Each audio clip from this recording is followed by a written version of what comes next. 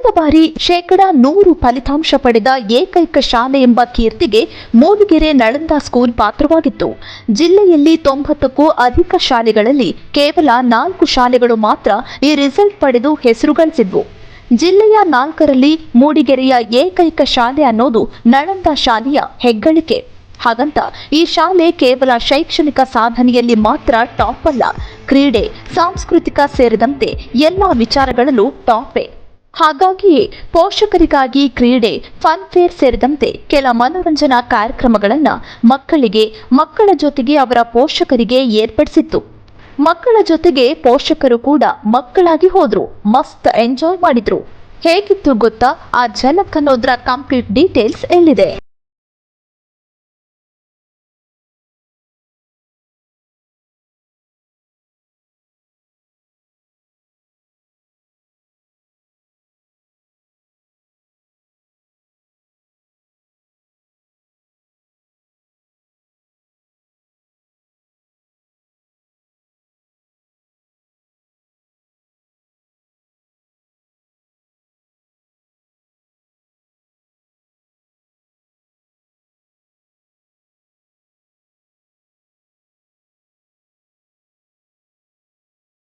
ಕುಣಿದ್ರು, ನಲಿದ್ರು, ಆಡಿದ್ರು, ಅಕ್ಷರಶಃ ಮಕ್ಕಳಾದ್ರು.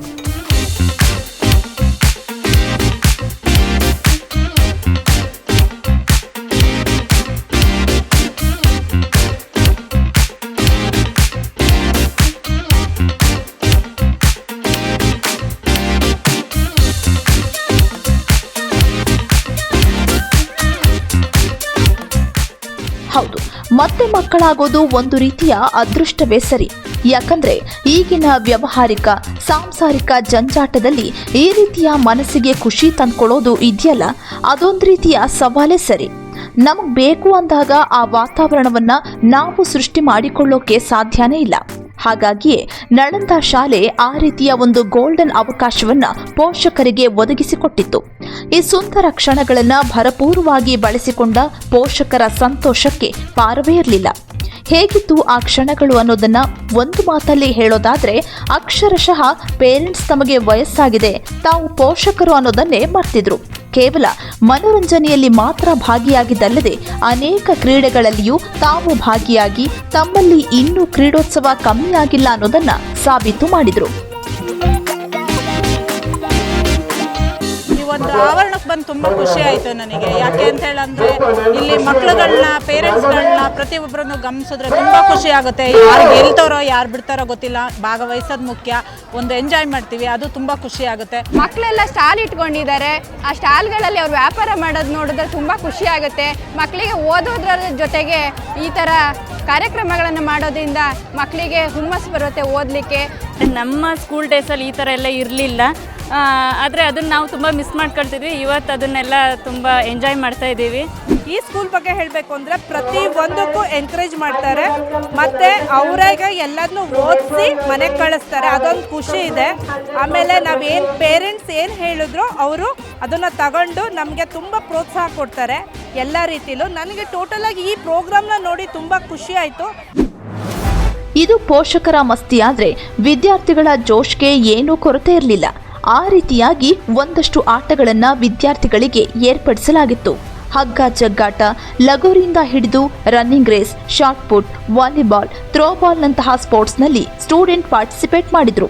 ತಮ್ಮ ಚಾಕಚಕ್ಯತೆ ಏನು ಎಂಬುದನ್ನು ವಿವಿಧ ಗೇಮ್ಸ್ನಲ್ಲಿ ಭಾಗಿಯಾಗುವ ಮೂಲಕ ತೋರಿಸಿದ್ರು.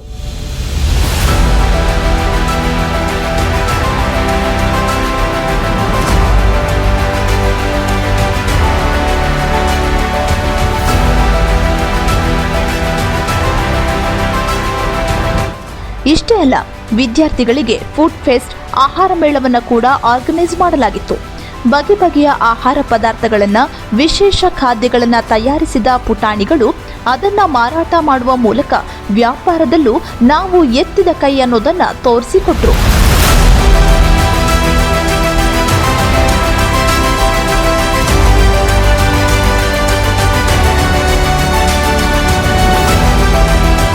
ಇನ್ನು ವಿವಿಧ ಕ್ರೀಡೆಗಳಲ್ಲಿ ಭಾಗಿಯಾದ ವಿಜೇತರಾದ ಪೋಷಕರಿಗೆ, ವಿದ್ಯಾರ್ಥಿಗಳಿಗೆ ಪ್ರಶಸ್ತಿಗಳನ್ನ ಕೊಡಲಾಯಿತು. ಪ್ರೈಸ್ ಸಿಕ್ಕಿದ ಖುಷಿಯಲ್ಲಿ ವಿನ್ನರ್ಸ್ ಖುಷಿಯಾದ್ರೆ ಭಾಗಿಯಾದವರು ಒಂದೊಳ್ಳೆ ರಿಲ್ಯಾಕ್ಸ್ ಆಯಿತು ಅಂತ ಸಂತಸ ವ್ಯಕ್ತಪಡಿಸಿದ್ರು. ಒಟ್ನಲ್ಲಿ ನಳಂದ ಸ್ಕೂಲ್ ಕೇವಲ ಶೈಕ್ಷಣಿಕ ಫಲಿತಾಂಶದಲ್ಲಷ್ಟೇ ಟಾಪ್ ಅಲ್ಲ, ಬದಲಾಗಿ ಎಲ್ಲದರಲ್ಲೂ ಟಾಪೇ ಅನ್ನೋದನ್ನ ನಿರೂಪಿಸಿದಂತೂ ಸತ್ಯ. ವಿಡಿಯೋ ಜರ್ನಲಿಸ್ಟ್ ಚೇತನ್ ಜೊತೆ ಪುನೀತ್ ಕಡಿದಾಳು, ಮೂಡಿಗೆರೆ.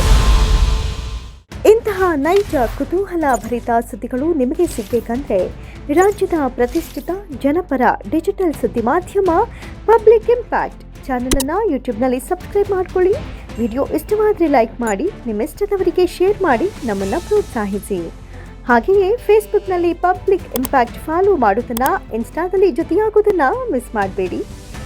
ಜಾಹೀರಾತು ಹಾಗೂ ಬಿಸ್ನೆಸ್ ಪ್ರಮೋಷನ್ಗಾಗಿ ಸಂಪರ್ಕಿಸಿ 9606037450 ಅಥವಾ 9353224116. ಇದು ಪಬ್ಲಿಕ್ ಇಂಪ್ಯಾಕ್ಟ್, ಜನಶಕ್ತಿಯೇ ನಿರ್ಣಾಯಕ.